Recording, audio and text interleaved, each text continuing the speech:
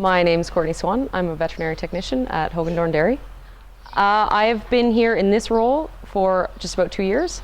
I started out here milking cows 5 years ago, and then that was when I went back to school to take the veterinary technician course, and I was doing this while I was going to school part-time, and then when I was done school I became a full-time employee.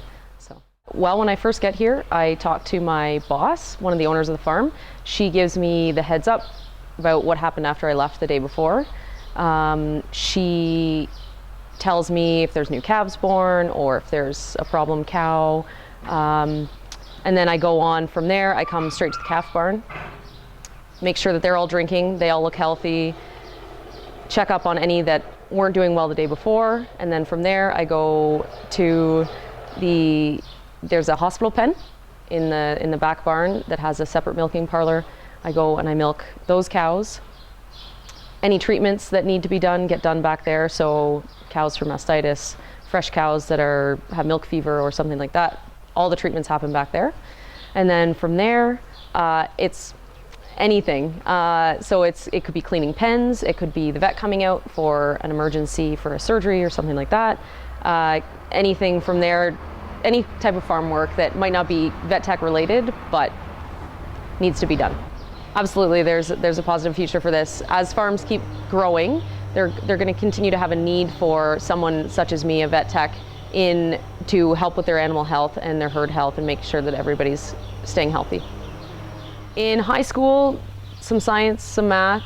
You don't have to be, the best student getting 98% on everything, but definitely science and math background and farm background really helps. Any type of farm experience that, most of what I do, I didn't learn in school. I learned because I was out on the farm, just spending time with farmers and spending time with the animals. So I would say definitely do well in school, but get that farm experience as well. And then I went to Ridgetown College, did the vet tech course there.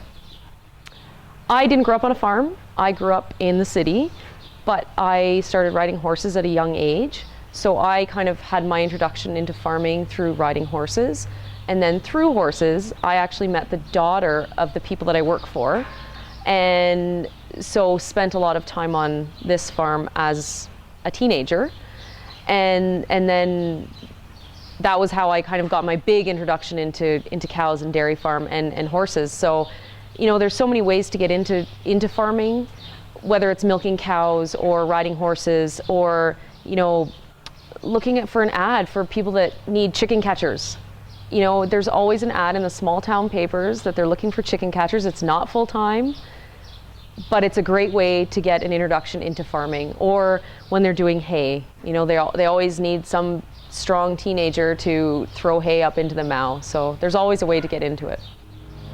Yeah, consumers need to know that where their milk is coming from, and at the end of a dairy cow's life, their meat, where it's coming from, and that we are doing our due diligence to make sure that there are no milk residues or residue in the meat for antibiotics or any of the drugs. So that's why I have a good relationship with a vet, so we know that we are using drugs appropriately and going by the appropriate withdrawal times to make sure that the food is safe when it leaves the farm.